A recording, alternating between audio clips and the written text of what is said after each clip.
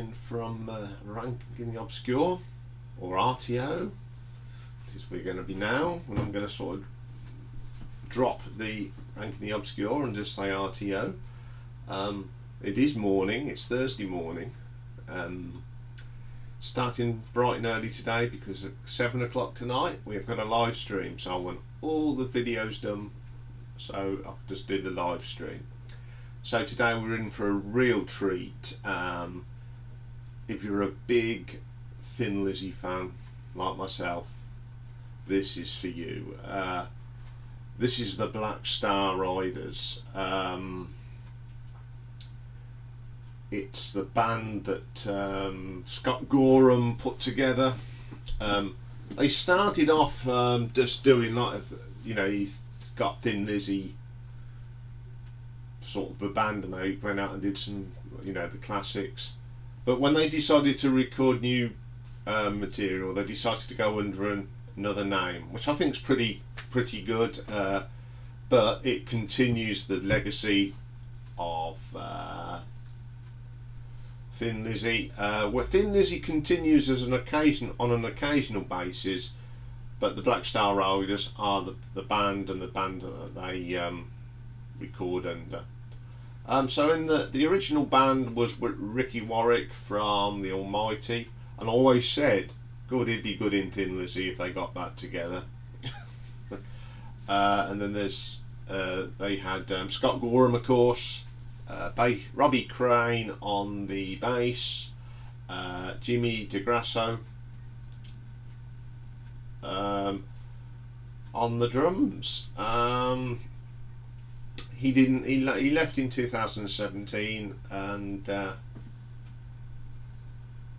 also that they had the first guitarist with Scott was Damon Johnson.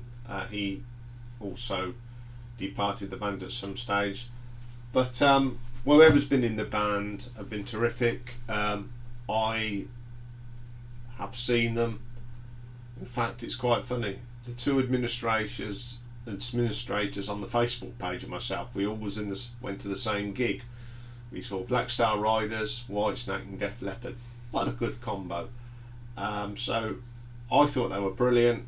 I'd already got their 2 albums by the time I saw them, so really good. So they released 4 albums up to date. Very hard to rank these because I love them all. I love every track. There is not one track where I can go, oh, it's a bit iffy. Every track is solid from top to bottom. It was very, very hard to rank these. How I've ranked them is just, it's basically the albums that from my favourite to my not least favourite, but it was just very, very hard. So here we go. Coming in at number 4 then, it is their current album, released in 2019, Another State of Grace. It was the first Black Star Rider album to feature new guitarist Christian Marcy and drummer Chad Seigler. It's a solid album from top to bottom. There's not a bad track on it. I think the way I'll rank this is that the album that's got the more tracks that are really special to me, I sort of did it as a top 20 and put top 20 songs down and then see which albums they come off, and the one with the most ones I like the best. Actually, that's how I did it. So this is how we ranked it. So the first track, Tonight the Moonlight Let Me Down, solid track, heavy rocker, Ricky Warwick, great vocals. It's got them little touches of Thin Lizzy, of course. Scott Gorham, still a brilliant guitarist, brilliant opener, great track. Then we get the title track, Another State of Grace. Oh, this is proper Celtic Thin Lizzy rock. Them twin guitars playing off each other, the double solos, terrific song. And Ricky Warwick, he is a terrific singer. As I said at the start of the show, I always said that this guy could sing in Thin Lizzy. It is a terrific song, one of my favourites off the album. Then we get Ain't the End of the World. Great solo by Scott in this. Solid track, good rocker. Then we get Underneath the Afterglow. God, the riffing in this is terrific. The double riffing of the both guitarists, which would have been at this stage Damon Johnson and Scott Gorham, absolutely spot on. Very heavy riffs in that one. Soldier in the Ghetto, this is very funky. It's got some keyboard, but it's that Thin Lizzy sound is so prominent in this one. Terrific song. And then the next track, Why Do You Love Your Guns? This is a slower track. It's not ballad slow, it's just a slower track. In the vein of Dancing in the Moonlight. Nothing like it, but it's in that sort of rhythm. Nice guitar and keyboard work in that, really good. And the singing again is terrific. Standing in the Line of Fire. God, this is so Thin Lizzy, it's unreal. Again, this is a track that you could imagine Phil singing, and he would sing it as good as Ricky. Brilliant track. Then we get What Will You Take? Good solid rocker. This is a semi-acoustic sounding song. You've got acoustic guitars, then rock guitars come in. Great riffing. That twin sound again works really well. Then we got my favourite track on the album, In the Shadow of the War Machine. Close your eyes. When I listened to this, I closed my eyes, and it actually did sound like Phil. Or was it just me? I just love it. It's Thin Lizzy. It's obvious because Scott Gorham's in this band, but it is so Thin Lizzy. And the last track, Poisoned Heart, another great track. As I said, this album is solid from top to bottom, and it gets an RTO ranking of 7.5. Truly a great album. Okay, coming in at number 3 is their third album, released on February the 3rd, 2017. Heavy Fire. It was the last album that featured Damon Johnson and Jimmy DeGrasso. Again, another solid album. Love this, love them all. I played these albums as much as my Thin Lizzy. That's how good. I just can see a continuation of Thin Lizzy. And if Phil hadn't sadly died, I think we'd have still got these great albums. Regardless who was in the band, it would have been a solid band. If this band would have been, if Phil had lived, and just Ricky Warwick wasn't in the band and the rest of the band, it'd still be brilliant. So the first track is the title track, Heavy Fire. It's a great rocker, driving riffs from Scott, another performance on the vocals from Ricky Warwick, terrific, brilliant song.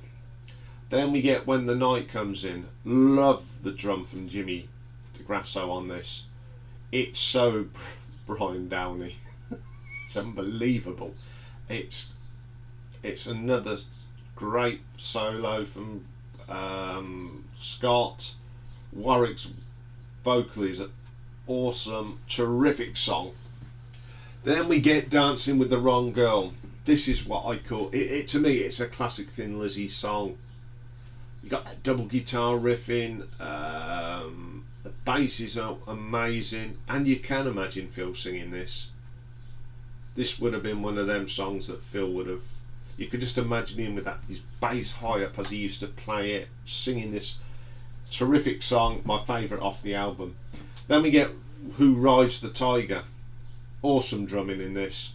Probably Jimmy's best drum performance with the band. And you combining with the Gorham and Johnson riffs, truly a great song. Then we get Cold War Love, slower track, just like Still in Love with You, that sort of thing. Great track. Warwick's voice in this is unbelievable. Then we get Testify, Say Goodbye. Great double guitar, twin guitar solos in this. It's up there with the Gorham Robinson. Terrific. I just can't praise this band enough. They are so brilliant. Then we get Thinking About You Could Get Me Killed. This has got a really good bass line in it. Unbelievably heavy, and then the twin guitar riffs around this, it just makes it, again, I keep saying this, it's Thin Lizzy all over it. Then we get True Blue Kid, another solid rocker, staple Thin Lizzy, I'm afraid. Great stuff. Ticket to Rise, this is a little bit different. It's going away from that Thin Lizzy sound, but it's a great rocker, really, really good. Final track on the album is Letting Go of Me, another stonking rocker, and it's going away from the Thin Lizzy sound, so they're starting to find their own sort of style, but brilliant track. A bit slower, but the guitar riffs are really good than twin guitars. Again, solid album, and it gets an RTO rating of 8 out of 10. You just can't. It's very hard to rank these. So coming in number 2 is their second album. It's just like that my ranking has gone from the first to the last, 4 to 1. But that's how it happened. This came out in February 2015, and this is when I saw them.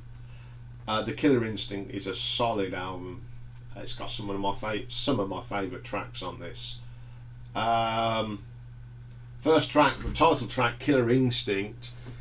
It's just Thin Lizzy style, twin guitar, great drumming, terrific vocal, corker of a track. Bullet Blues, oh, I love this. Driving riffs and great vocal from Ricky Warwick. It's got that really Thin Lizzy style again. It's just absolutely brilliant. Finest Hour, catchy hooks on this.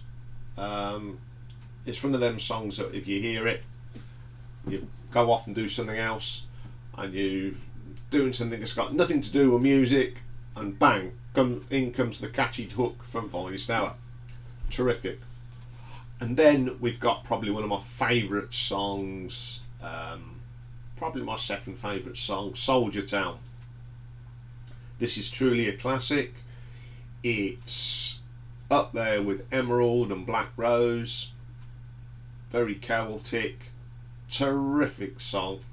That twin guitar solo in it's just a killer track, and I've put this one in the my playlist because I think it's probably one of their best ones. Then we get Charlie, I Gotta Go, another great rocker. It's just solid all the way through. You don't skip these tracks, none of them. Through the Motions, another Thin Lizzy style track, and again Phil would be all over this if he was singing it. Then we get Sex, Guns and Gasoline, another belter. Love the solo in this, absolutely awesome. Then we get Turning Your Arms,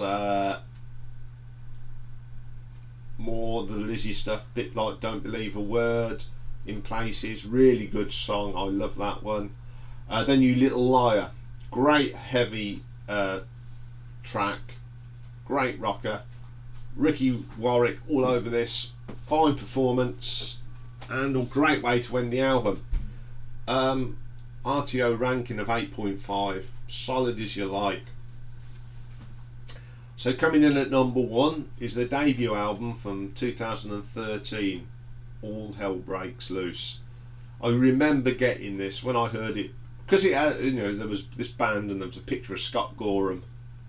I thought, right, I'm getting it because I know it's going to be good, and I wasn't disappointed. First track on the album is the title track, All Hell Breaks Loose. It's written by it's got Scott Gorham writes on it, Ricky Warwick, and Darren Morton from Dare. So that Thin Lizzy link is still there. And boy, it is so Thin Lizzy.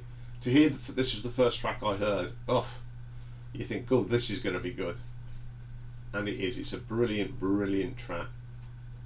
Bound for Glory, another classic track. It's got that twin guitar solo, so brilliant. Then we get my favourite track by the band so far, Kingdom and Lost. This is straight out the top drawer of Emerald. I'd say this is Emerald Part 2. That's how good it is. I love this track. I loved it from the first moment I heard it, and it is brilliant. Then we get Bloodshot, another Celtic rocker. Terrific song. These songs are so good. Kissing the Ground, Solid as You Like. Great riff in this. Then we get Hey Judas. Proper Thin Lizzy track, without a doubt. Get that slow start, then those familiar twin guitars come in with the riffing and soloing, and a great terrific performance by Ricky Warwick. But he saves his best for the album for the next track, Hoodoo Voodoo. He so much does sound like Phil on this. Great double guitar riff on this, heavy bass, solid thick drum sound. It is so great. Valley of the Stones, driving bass line again, and then dirty riffing that just fits lovely around the bass line and the drums. Brilliant. And then we get Someday Salvation. God, this is so Thin Lizzy, I love it. It's got all them elements that you expect from a Thin Lizzy song as well. It's got them double guitars again, that's such a distinctive sound. Before the War, the next track. This reminds me of Gary Moore's Military Man. Brilliant track. Then we get The Blues Ain't So Bad. Another stonker. Absolutely great. Darren Morton again contributes on this writing. It's got this one's actually got that Thin Lizzy sound, that Dare sound. Terrific album song that is. It's one of the best on the album. And the last track is Right to Be Wrong. This is another stonker. Absolutely heavy, great riffing. Brilliant album. And it gets an RTO ranking of 9 out of 10. If you've not listened to Black Star Riders, where you've been, go and listen to them. All their albums are on Spotify. Check them out. Now, I'm not going to do a full ranking of albums of Thin Lizzy, but in the comments below, if I get enough people saying do a Thin Lizzy, I will do it. But I'll only do it if there are, I'm going to say, if I get 10 or more requests to do it, I'll do a full ranking of the Thin Lizzy albums. Because they're not what I call obscure, they're just a classic band. But if I get enough requests, I will do it. I mean, I do want to do it, but it goes against what I set this channel up for. But if it's requested by you guys, it gets put in. So later on we're going to do looking at some of Mark Wilkinson's artwork that he didn't do for Marillion. There is so much. It took a little while to sort out. And don't forget tonight, if this video goes out before 7 o'clock, live stream talking about bands, and you might even get a mention of the Black Star Rider gig. So I'll see you all later. Take care for now.